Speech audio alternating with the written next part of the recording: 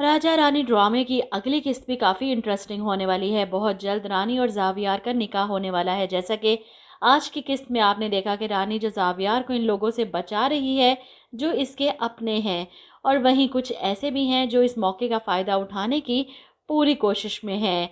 जैसे कि इनके मोहल्ले का ये नाम का शराफत जुनैद के पास ऑफिस पहुंच जाता है, ना सिर्फ ज़ावियार की सारी खबर देता है बल्कि इसे बताता है कि वो किस तरह ज़ावियार को जलील करके उस घर से निकलवा सकता है। इसके बदले वो 20 लाख की डिमांड करता है। इसका प्लान सुनकर जुनैद को इत्मीनान हो जाता है कि एक बार ज़ावियार उस रानी के घर से निकाला गया तो आगे का काम वो अपने गुंडे भिजवाकर बआसानी करवा सकता है।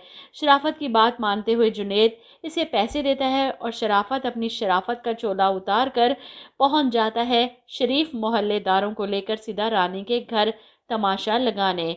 अब मोहल्ले वाले सुबह ही सुबह दरवाज़ा पीटते हैं शाहिद साहब का, ज़रा बाहर तशरीफ़ लाइएगा। शाहिद भी डर जाता है, पता नहीं कौन सा तमाशा लगने वाला है यहाँ। मोहल्ले के 7-8 शरीफ बुज़ुर्ग सफ़ेद दाढ़ी सर पर टोपी पहने शाहिद साहब को दीनदारी और दुनियादारी सिखाने पहुँच जाते हैं। एक जवान जहान को घर पर रखा हुआ है, वो भी एक नामहरम को। जवान बेटियां घर पर हैं, ये कैसी बेहूदगी मचा रहे हो इस मोहल्ले में।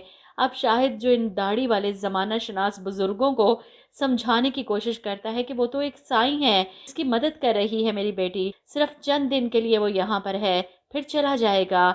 लेकिन शराफत से लिए गए इन चंद पैसों के अवज़ ये बिके हुए मुसलमान शायद शाहिद साहब को दीन सिखाते हुए वार्निंग देते हैं कि साईं है चाहे जो भी है तो ना महरम ना, हम भी बहू बेटियों वाले हैं, हमारी बेटियों पर गलत असर पड़ेगा, इसलिए बेहतर यही है कि इसे अभी और इसी वक्त यहाँ से चलता किया जाए, वरना आप लोग भी ये मोहल्ला छोड़कर जा सकते हैं। और रानी इन शरीफ मोहल्लेदारों की बातें सुनकर फ़ौरन सामने आकर गुस्सा करती है। ऐसे में ज़ावियार भी आकर इन लोगों की बुरी बुरी बातें सुनकर हैरान होता है। रानी लोगों को चुप करवाने की कोशिश करती है, हमारे घर का मसला है, हमने कभी आप लोगों के घरों में आकर मुदाखलत की है, कौन आ रहा है कौन जा रहा है, इसलिए बेहतर होगा आप भी अपने काम से काम रखिए। ज़ावियार हमारे मोहसिन ज़फ़र साहब का बेटा है और मैं सिर्फ उनका एहसान उतार रही हूँ, उनका बहुत कर्ज है हम पर। लेकिन शराफत समेत ये सारे शरीफ लोग रानी को ही बुरा भला कहते हैं और धमकी देते हैं शाहिद को कि वो इसे जलील करवा कर इस मोहल्ले से निकलवा देंगे।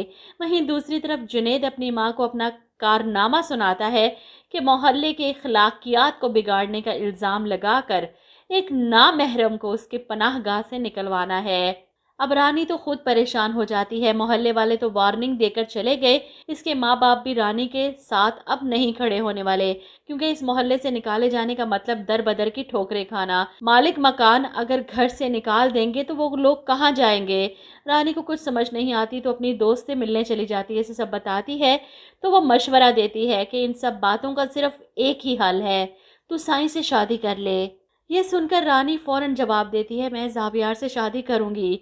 ज़ावियार को इन लोगों से बचाने के लिए वो ये कुर्बानी देने को तैयार है। इसे पता है कि ज़ावियार एक साईं है, राजा के वापस आने तक वो ज़ावियार की आड़ में अपनी माँ को भी टाल सकती है तरह तरह के रिश्ते लाने से।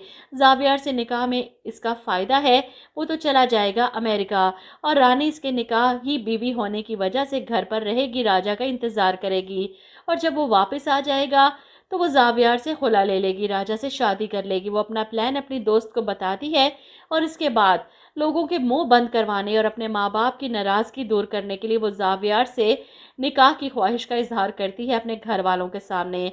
रानी के इस फैसले के बाद घर वाले मुखालफत करते हैं लेकिन आखिरकार मान जाते हैं और रानी और ज़ावियार का निकाह दिखाया जाएगा, जिसमें अमीरा माँ भी शरीक हैं, रानी की फूफो भी हैं और भी बहुत से लोग हैं, मोहल्लेदार औरतें हैं। जब निकाह ख्वाह ज़ावियार से निकाह के बारे में पूछते हैं और वो हैरत से दुल्हन बनी रानी को देखता है, इसे यकीन नहीं आता कि रानी इसकी दुल्हन बन गई।